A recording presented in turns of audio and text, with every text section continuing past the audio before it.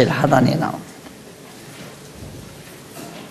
41페이지 하단 14장 1절로 14절. 무릇 지혜로운 여인은 그 집을 세우되 미련한 여인은 자기 손으로 그것을 허느니라. 1절 한 절 봉독했습니다. 지금 우리 살피는 잠언서의 내용 좀 오래돼서 가물가물하실 겁니다. 왕가를 세워주시는 여호와에 대한 그 주권성, 왕가를 누가 세우는가? 여호와께서 왕가를 세우신다. 다윗 왕가는 다윗이 세우는 게 아니고 여호와께서 당신의 정하신 뜻을 따라 왕가를 세우신다. 그럼 왕가를 세우려면 왕을 늘 세우셔야 되잖아요. 선임 왕이 죽으면 그 다음 또 계속해서 왕을 세워야 되는데, 바로 왕을 세우심에 대한 명철, 하나님께서 어떻게 어떤 자를 왕으로 세우시는가, 그거에 대해서 우리가 지금까지 살펴온 겁니다. 그 첫 번째는 우리가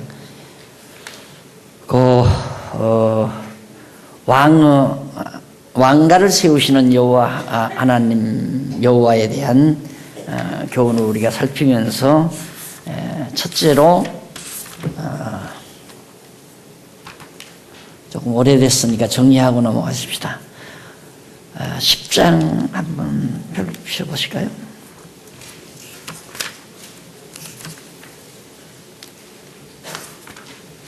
10장 앞에 보면 한쪽 가로 1번 나옵니다. 왕을 세우심에 대한 명철이 10장에서부터 15장까지 나오는데, 그 가운데 10장과 11장이 지혜를 얻은 아들을 하나님께서 왕으로 세우신다. 그러니까 여호와 경외하는 지혜를 얻은 아들을 하나님은 왕으로 세우신다. 그러니까 지혜를 얻은 아들이기 때문에 하나님께서 왕을 세우는 것이 아니라 왕을 세우시려고 하나님께서 지혜를 주신다. 이렇게 이해를 하셔야 되죠. 그 다음에 이제 넘어가서 두 번째는 한쪽 가로 2번, 2번째는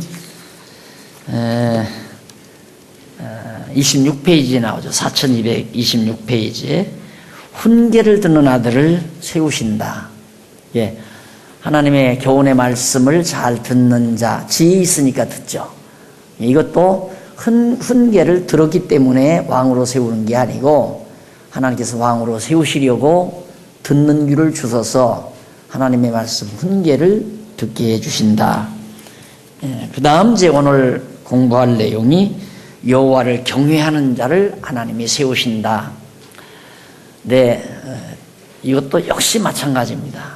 내가 여호와를 경외하기 때문에 하나님이 나를 왕으로 세우는 게 아니고, 하나님이 왕으로 세우시기 위해서 여호와를 경외케 하신다. 항상 거꾸로 뒤집어서 생각을 하시는 사고방식을 가져야 되리라고 생각을 합니다.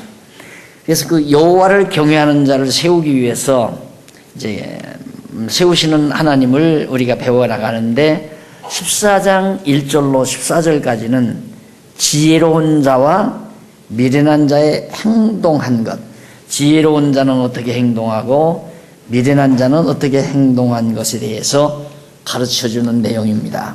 미련한 자는 이렇게 행동하고 지혜로운 자는 이렇게 행동한다. 한번 보십시다. 1절로 4절까지 넘어가서 42페이지 중간쯤 보면 1절로 4절 나옵니다. 솔로몬이 아들에게 집을 세우고 하는 것에 대해서 가르쳐 주어요. 집을 세우고 하는 것 다 적용이 되는 거죠. 나라 다윗 왕가를 세우고 또 다윗 왕가를 하는 것, 그것이 바로 오늘 그리스도의 왕국인 교회를 세우고 교회를 세우는 진리와 맞물려 있는 거죠. 또 작은 교회라고 할 수 있는 내 가정, 우리 성도님들의 가정, 어떻게 하면 그 가정이 세워지고 어떻게 하면 망가지는가, 그런 진리라고 같이 이해하셔도 틀림이 없습니다. 근데 거기 보면 1절로 4절에 보면 한번 읽어보실까요? 무릇 지혜로운 여인은 그 집을 세우되 미련한 여인은 자기 손으로 그것을 허느니라. 여인의 손길이 얼마나 중요하다는 걸 알 수 있죠. 마찬가지로 교회도, 주님의 왕국도 우리 성도들이 주님의 신부죠. 그리스도의 신부. 남자나 여자나 할 것 없이 우리는 다 여자입니다. 그리스도 앞에서 다 신부로서의. 그렇기 때문에 지혜로운 여인, 우리가 여호와를 잘 경외하는 우리 성도들은 그 집 교회를 잘 세워나갈 것이고, 여호와를 경외하지 아니하는 미련한 성도들은 재산 싸움이나 벌려가지고 교회를 다 망가뜨려 버리게 된다. 이렇게 이해를 하시고 또 적용을 하셔도 무방한 내용입니다. 그러니까 결국 우리 그리스도의 신부인 우리들이 어떻게 교회를 아름답게 세워갈 수 있나, 구약의 성도들 가운데 어떻게 다윗 왕가가 견고하게 잘 세워지는가. 지혜로운 여인이라야 왕가를 잘 세우고 미련한 여인은 왕가를 망가뜨린다. 우리가 쉽게 알 수 있듯이 이쪽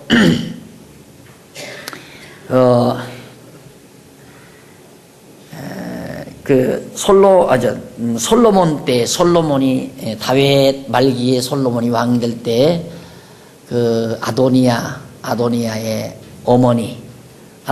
어머니가 결국 아도니아 아들을 잘못 길러가지고 결국은 아도니아가 다윗 왕가를 한마디면 헐뿐 알았죠. 그런데 반대로 솔로몬의 어머니인 밧세바는 나라가 지금 위기에 몰려 있는 상태에서 잘 지혜롭게 행해가지고 다윗 왕가가 견고하도록 했던 것을 우리는 역사에서 잘 배운 바 있습니다. 그런 것을 솔로몬이 의중에 두고 지금 하는 얘기라고 이해하시면 됩니다. 2절에 보면 정직하게 행하는 자는 여호와를 경외하여도 패역하게 행하는 자는 여호와를 경멸히 여기느니라. 정직하게 행한다는 말. 이 정직하게 행한다는 말은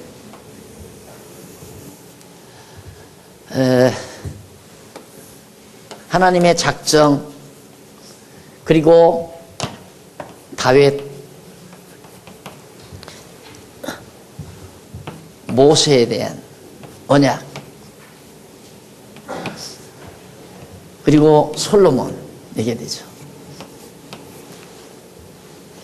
근데 정직하게 행한다는 말을 우리는 그냥 도덕적으로 윤리적으로 거짓말하지 않고, 그리고 남 속여먹지 않고 행동하는 걸 정직하다 그렇게 보잖아요. 바르게, 곧고 바르게 그 말이거든요. 곧고 바르게라는 말이 바로 이걸 말하는 겁니다. 곧고 바르잖아요. 이건 패역하게 가는 거고, 곧고 바른 길에서 옆길로 가는 거죠.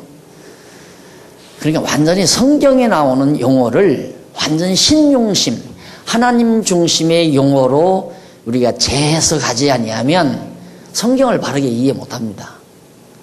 그러니까 자연히 정직히 행하는 자 하면 도덕적으로 윤리적으로 예수 믿는 사람은 거짓말하면 안 됩니다. 남 속여먹으면 안 되고 뭐 이런 얘기는 할 수밖에 없죠. 공자맹자 얘기할 수밖에 없고 도덕 강의 할 수밖에 없고. 그렇다고 해서 제가 속여먹어도 되고 거짓말해도 됩니다, 이 말은 아니에요. 그 얘기가 아니라 성경이 말하는 정직하게 행했다라는 말은 바로 솔로몬이 정하신, 하나님의 정하신 뜻대로 다윗 왕가를 이어서 바로 나가는 게 솔로몬 아니에요? 솔로몬은 바로 그 길로 정직히 행한다. 이가 다윗 왕가를 세우는 거죠. 이쪽으로 패역하게 나가는 자, 여로보암은 패역한 길로 나가서 다윗 왕국을 헐어버리려고 하는 거고, 그게 자기 왕국도 망하잖아요. 그러니까 정직하다. 그러니까 모든 성경에 나오는 도덕적이고 윤리적인 성격을 지닌 용어들은 완전히 그걸 인간 중심의 용어로 이해하지 말고 하나님 중심으로 해서 하나님을 기준으로 그 용어를 볼 줄 알면 성경은 훨씬 더 쉽고 간결하게 이해가 될 수 있습니다. 자, 그 다음에 이제 3절에 보면 미련한 자는 교만하여 입으로 매를 자청하고 지혜로운 자는 입술로 스스로 보존하느니라. 4절 소가 없으면 구유는 깨끗하려니와 소의 힘으로 얻는 것이 많으니라. 이런 내용이 4절까지 기록이 되어 있어요. 그럼 여기서 이제 패역하게 행하는 자다. 그건 하나님의 뜻을 거역하는 자, 하나님의 정하신 뜻을 거역하고 나가는 자. 뭐 다윗 왕 때는 아도니아를 말할 수 있고 솔로몬 때에는 여로보암 같은 솔로몬 왕 말기에는 그런 걸 의중에 두고 할 수 있는 얘기들입니다. 그래서 밑에서 5째 줄 42페이지 밑에서 5째 줄 앞부분에 보시면 패역하게 행하는 자는 여호와의 뜻을 거역하여 자기의 탐욕을 따라 행하는 아도니아를 의중에 두고 일컫는 것이라고 그렇게 정리를 해드렸죠. 솔로몬은 여호와의 정하신 뜻대로 올바르게 행하는 지혜로운 자신은 여호와를 경외하지만 여호와의 뜻을 거역하여 패역하게 행하는 미련한 아도니아는 여호와를 멸시한 사실을 의중에 두고 이런 교훈을 아들에게 해주는 내용입니다.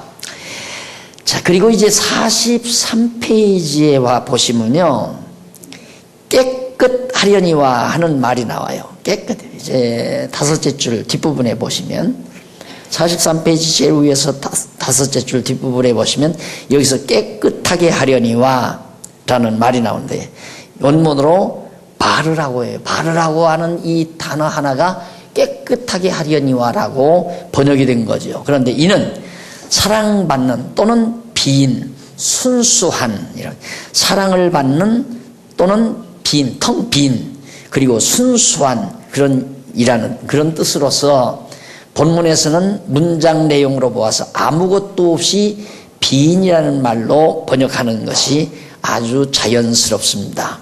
그러니까 깨끗하다란 말은 아무런 티끌도 없고 뭐가 지저분하게 널려있지 아니한 텅 빈 그런 의미로 이해하는 것이 훨씬 더 자연스럽다. 그러면 4절 한번 보세요. 4절 소가 없으면 구유는 깨끗하려니와 텅 비었다 이 말이죠. 구유는 텅 비어있고, 그렇죠. 소가 없는데 구유에 소밥을 넣어둘 필요가 없잖아요. 그러나 소의 힘으로 얻는 것이 많으니라 라는 말을 비유 들어서 솔로몬이 한 얘기인데, 그 말은 그러므로 본문은 지혜가 없으면 아무것도 얻을 수 없으나 그 말이에요. 비유를 들어서 소가 없으면 구유가 빈 것처럼 지혜가 없으면 아무것도 우리가 못 얻는다. 그러나 그러니까 지혜가 없으면 아무것도 얻을 수 없으나 지혜로 얻는 것이 너무너무 많다. 그러니까 우리는 반드시 지혜를 소유해야 한다는 말을 소를 비유를 들어서 그렇게 비유적으로 얘기한 겁니다. 지혜의 소중함을 말한 거죠. 그러니까 왜냐하면 여호와 경외하는 그런 자를 왕으로 하나님께서 세우시기 때문에 여호와 경외한다는 것이 지혜로운 것 아닙니까? 그래서 바로 지혜를 얻어야 된다 하는 걸 강조하는 거죠. 그 다음 5절로 10절에 보면, 자면서 5절 10절에 보면 솔로몬이 아들에게 신실한 증언과 거짓 증언의 행동에 대해서 가르쳐주는 내용이에요. 신실한 증거, 아주 진실하고 참된 증거와 증인과 거짓 증인, 거짓말하는 증인의 행동에 대해서 이제 설명하는 건데 5절 보십시다. 신실한 증인은 거짓말을 아니하여도 거짓 증인은 거짓말을 뱉느니라. 거만한 자는 지혜를 구하여도 얻지 못하거니와 명철한 자는 지식 얻기가 쉬우니라. 너는 미련한 자의 앞을 떠나라. 그 입술에 지식이 있음을 보지 못함이니라. 슬기로운 자의 지혜는 자기의 길을 아는 것이라도 미련한 자의 어리석음은 속이는 것이니라. 결국 지혜가 얼마나 소중한가. 신실한 증인은 거짓말을 안 한다. 당연하잖아요. 신실한 증인이란 하나님의 신실하신 속성에 의해서 언약하시고 언약대로 이루어 가심을 깨닫고 안 지혜자는 이 말밖에는 못하는 거죠. 그렇잖아요. 이것밖에는 모르니까 하나님은 언약하시고 언약대로 이루어 가신다. 이게 다윗 왕에게 언약하셨기 때문에 이 왕가는 반드시 이어지고 계승된다는 사실을 알고 있단 말입니다. 그런 자는 당연히 신실한 증인이죠. 그래서 일로로 가야 된다고 말할 수가 없다 하는 얘기, 쉽게 말하면. 일로로 가면 망하는 길이고 이건 벌써 하나님이 지켜주시는 길이라는 걸 다 알기 때문에 그것이 바로 신실한 증인이다. 그러나 거짓 증인은 자기 유리한 쪽으로 얘기한다 이 말이에요. 자기가 유리한 쪽으로. 그러니까 여러분들이 참과 거짓을 분별하는 방법 중에 하나가 저 사람이 자기 유리한 쪽으로 뭔가를 하려고 그러는가, 안 그러면 어느 누구도 아닌 하나님의 편에서 하나님 좋은 쪽으로, 하나님이 좋아하시는 쪽으로 얘기를 하는가, 그것만 분별해 보면 쉽게 파악할 수가 있습니다. 그래서 우리가 여호와 하나님을 아는 자는, 오늘 오전에도 얘기했지만은 여호와 하나님을 알면서도 자기 욕망대로 말을 하거나 행동할 수가 없는 거거든요. 그건 안 게 아니죠. 이용하는 거죠. 여호와 하나님의 이름을 이용하는 거지, 정말 여호와 하나님을 아는 지혜자라면 여호와 하나님의 뜻, 선하신 뜻, 이 길을 얘기할 수밖에 없는 거예요. 안 된다, 이리 가면 안 된다. 그래서 갈 길을 안다고 그랬잖아요, 여기. 그렇게 지혜자는 자기가 가야 될 길을 알아요. 미련한 자는 자기가 가야 될 길을 몰라요. 모르니까 욕심대로 가려고 한다 이 말이죠. 그러니까 르호보암은 하나님께서 지혜를 줬기 때문에 백성들이 다 가도 글로로 안 가는 거예요. 안 가고 그냥 다윗 왕가를 이어가는 거고, 여로보암은 많은 백성들을 유혹을 하는 거예요. 어떻게? 내가 날 따라오기만 하면 내가 세금을 다 감면해 주마. 그래서 너희들에게 부담 없이 행복하게 살게 해주겠다 라고 하면서 많은 백성들을 유혹해가지고 열지파반을 데리고 간 거 아니에요. 이게 바로 어리석은 거짓 증인자라 이 말이에요. 그 사람은 자기 갈 길을 모르는 거죠. 우리가 현실에 취해가지고 이 길로 가면 내게 유익하겠다, 이게 벌써 어리석은 거예요. 내게 유익한 쪽으로 간다고 하는 것은 세속적인 거예요. 그런데 이런 말 들으면, 야, 그럼 어떻게 하나님 믿냐? 참 하나님 믿기 힘들다. 이 세상살이라는 게 다 나 유익한 대로 행동해야 되고, 내가 유익한 쪽으로 판단을 해야 되는데, 예수 믿으려면 그렇게 하지 말아야 된다면은, 이거 안 되는 일 아니냐? 더 말할 것 없이 이렇게 생각하면 되죠. 이거 보면 알아요. 그렇게 해야 되는지 안 해야 되는지. 이게 당연한 거죠. 하나님께서 요셉도 마찬가지예요. 요셉이 가야 될 길은 그냥 뻔해요. 애굽으로 팔려가야 되고, 보디발의 집에 가서 종살이하다가 애매하게 감옥으로 들어가야 되고, 그러다가 결국은 이제 하나님께서 예비한 대로 애굽의 총리가 돼야 된다 이 말입니다. 그것이 애굽으로 가야 될 길이라 이 말이죠. 그러나 만약에 요셉이 형들에게 갔는데, 형들이 이제 우물 안에 물이 말라버린, 물이 없는 우물에 갖다가 던져버렸잖아요. 가둬놨잖아요. 그때 밤중에 몰래 나는 애굽으로 안 팔려가겠다, 몰래 우물에서 겨나와가지고 도망쳐서 아버지 집으로 갔다, 이 길로 가는 거예요 이건. 그러니 현실에 취해서 살아가는 건 여호와를 아는 지혜자가 아니에요. 현실이 아무리 급박해도, 현실이 나에게 불리한 것 같아도 정말 이 길을 가야 되나 가지 말아야 되느냐를 판별할 수 있는 능력을 명철이라고 그래요. 그걸 내가 이 길로 가야 되느냐, 이 길로, 이거 갈림길 아니에요. 이거 딱 갈림길. 내가 이 길로 가야 되느냐, 이 길로 가야 되느냐. 하나님께서는 이 길로 다윗 왕가를 세울 자에게는 지혜를 줘서 이 길로 안 가게 한다 그 말이에요. 잠언이라는 게 쉽게 말하면 이게 모두가 다 하나님의 주권이다. 그래서 잠언서는 하나님의 주권성을 찬양한 내용이다. 그 얘기 아닙니까? 예? 그러니 우리가 하나님 앞에 무슨 할 얘기가 있어요? 하나님이 날 망하게 하려면요, 간단해요. 순간 나에게 지혜 안 주면 이쪽으로 가는 거죠. 이쪽으로. 그렇잖아요. 그러나 날 망하게 하지 않으려면 지금 어려워도, 다 많은 사람들이 다 북쪽으로 따라가도 고독하고 외롭지만 이 길을 걸어가도록 지혜를 준다 이 말이에요.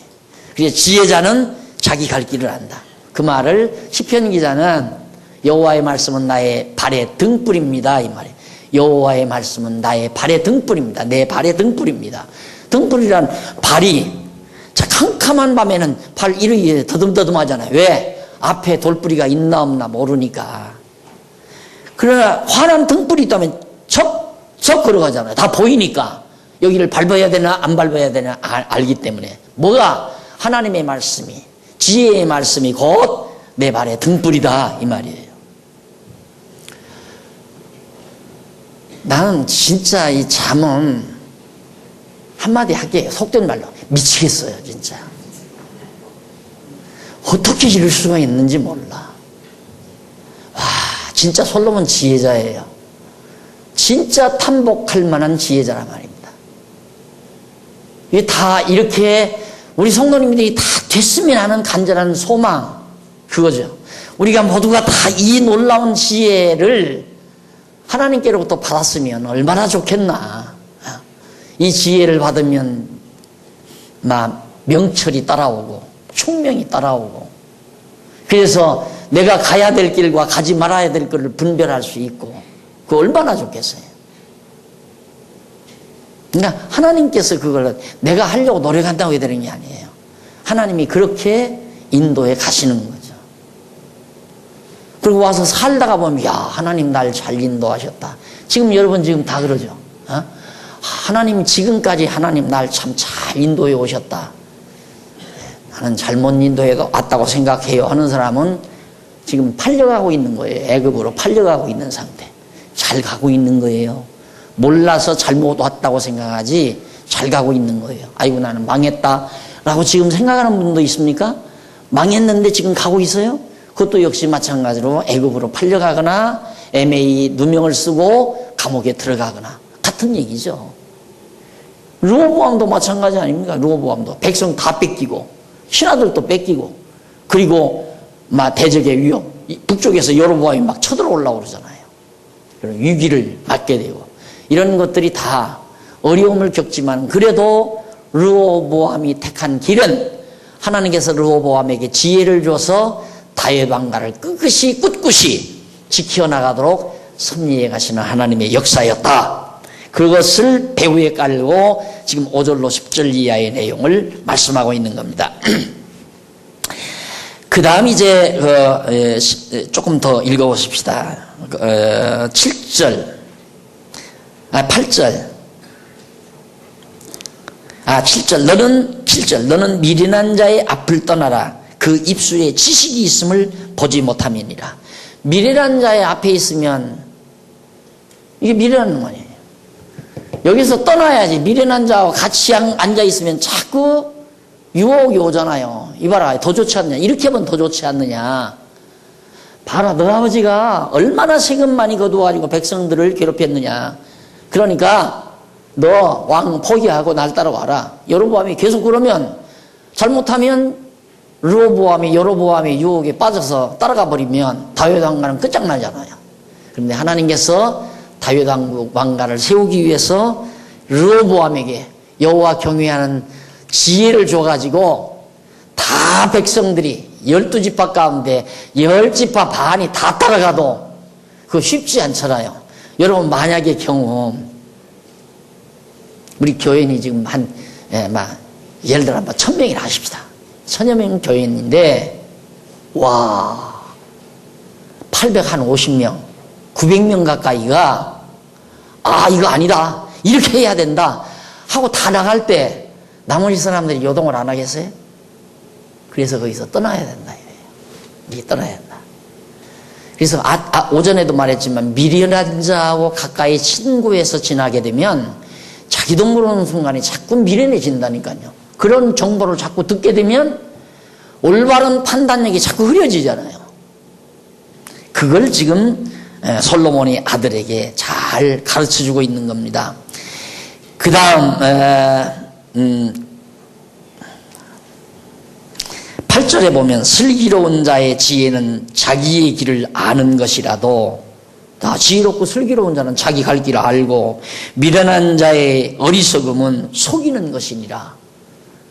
여로보암은 내가 가야 될 길을 알고 가지만은 속이는 자 르호보암은 지금 백성들을 속여서 왕의 자리에 앉고 싶어서 저장난을 치는 거다. 지금 그 얘기죠. 그리고 9절, 미련한 자는 죄를 심상히 여겨도, 정직한 자 중에는 은혜가 있느니라. 미련한 자는, 이게 다윗 왕가를 갖다가 배반하는 것은 엄청난 죄거든요. 왜? 하나님의 뜻을 배반하는 행위니까. 그러잖아요. 하나님은 이미 다윗 왕가를 영원히 지속해서 그 왕가를 통하여 예수 그리스도가 나시게 되도록 이미 다 작정해 놓지 않았어요. 창세전에 다 정해 놓으셨는데 그걸 배반하고 떠난다는 건 엄청난 죄악이란 말입니다. 그러니까 미련하면 범죄하는 거예요. 하나님의 뜻을 거스리고 사는 거예요. 왜? 다 자연스럽죠. 우리 미련한 자는 우선 하나님의 뜻부터 생각하는 게 아니라 자기 뜻부터 생각해요. 자기 유익부터 생각한단 말이에요. 그게 미련한 거죠. 지혜로운 자는 자기 유익을 생각하는 게 아니라 하나님의 기뻐하시는 뜻을 생각하는 거고. 그러면 우리가 얼른 생각하고 하나님의 기쁘신 뜻대로 살면 나는 손해다. 이게 미련한 아이예요. 이게 이제 미련하기 때문에 그렇게 생각하는 거죠. 하나님은 당신의 사랑하는 백성을 여기서 작정해 놓으실 때 결국 돌아오면 입혀줄 옷 다 준비해 놓고 금가락지 준비해 놓고 목욕 다 시켜서 잔치할 짐승까지 다 준비해서 탕자 내보낸 거란 말입니다. 그러니까 결국은 하나님의 택한 백성에게는 즐거운 종말로, 즐거운 결론으로 딱 정해놓으시고 과정을 이끌어 가시는데 그 과정 속에는 배고픈 때도 있고 또한 풍성한 때도 있고. 어떻게 아버지한테 돈 몽땅 받았을 때는 얼마나 풍성해요. 그러나 그 돈 다 탕진된다면 거지가 되고 돼지우리에서 팥껍질을 먹고 추위에 떨고 그런 과정이 있다는 얘기죠. 그러나 그런 과정을 결국 아버지가 반갑게 아들을 영접해서 아버지의 사랑을 깨달은 아들로, 아들다운 아들로 만들기 위한 하나님의 사랑의 배려였지, 아버지의 사랑의 배려였지, 아버지가 자식도 막 죽이고 싶도록 밉기 때문에 그런 건 아니란 말이죠.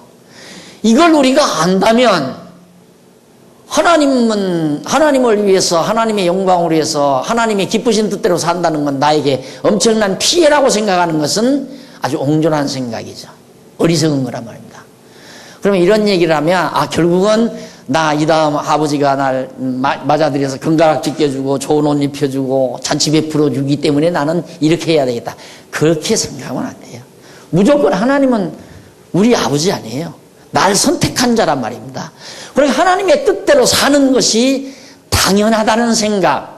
그러니까 인간의 제일 되는 목적이 여호와를 경외하는 것이 인간의 제일 되는 본분이다. 솔로몬이 그렇게 얘기하잖아요. 어제도 내가 그런 얘기했지만 내가 어디에서 이렇게 쪽지 하나를 주었거든요. 그랬더니 청년부에서 발간한 그 잡지더라고요. 인쇄물이더라고요. 그런데 첫후에 내가 젊은이들에게 보내는 그 글귀 하나가 간단하게 있어요. 그 글귀를 보니까 내가 읽었는데 가슴이 쨍하더라고요. 근데 무슨 얘기냐면 다른 거 아니에요. 나는 산 날이 살아갈 날보다 많단 말입니다. 이미 살아온 날이 살아갈 날보다 많은 아직은 젊은 늙은이가 앞으로 산 날이 살아갈 날보다 작은 아직은 젊은이들에게, 아직은 어린 젊은이들에게 꼭 할 말이 있다. 그 말이 뭐냐면 여호와를 경외하는 것이 지식의 근본이라고. 그리고 또 하나 하고 싶은 말이 있는데 그건 뭐냐면 이당 산 날이 살아갈 날보다 많아지거들랑. 그러니까 이미 나이가 많이 들거들랑 그때 가서 역시 산 날이 살아갈 날보다 적은 어린 젊은이들에게 똑같은 말을 해주기를 바란다. 그 말이에요. 여호와 경외하기를, 여호와 경외하는 것이 지식의 근본이다. 이건 진리 중의 진리입니다. 진짜 진리 중의 진리.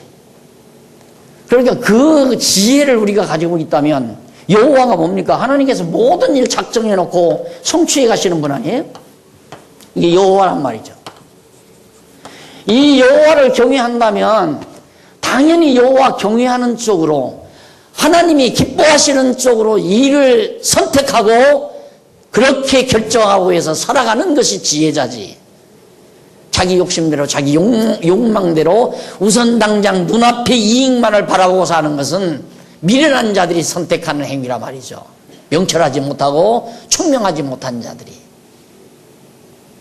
그걸 지금 솔로몬이 아주 자기가 가장 사랑하는, 자기 대를 이을 아들이니까 얼마나 사랑하겠어요. 르호보암에게 지금 하는 얘기거든요. 그러면서 이제 9절 한번 보십시다. 9절에 보면 이렇게 나와요. 미련한 자는 죄를 심상히 여겨도 정직한 자 중에는 은혜가 있느니라. 10절 마음의 고통은 자기가 알고 마음의 즐거움도 타인이 참여하지 못하느니라. 마음의 고통이나 즐거움은 남이 참여하지 못해요. 내 마음의 기쁨을 누가 다른 사람이 와서 참여하겠습니까? 안 되죠. 그러니까 결국 지혜자는 마음이 기쁘고 평안하다, 이 얘기 아닙니까? 미련한 자는 항상 욕심으로 결정하니까 어느 누구도 이 세상 사는 동안 욕심을 채우고 산 사람은 아무도 없거든요. 천하에 없어요.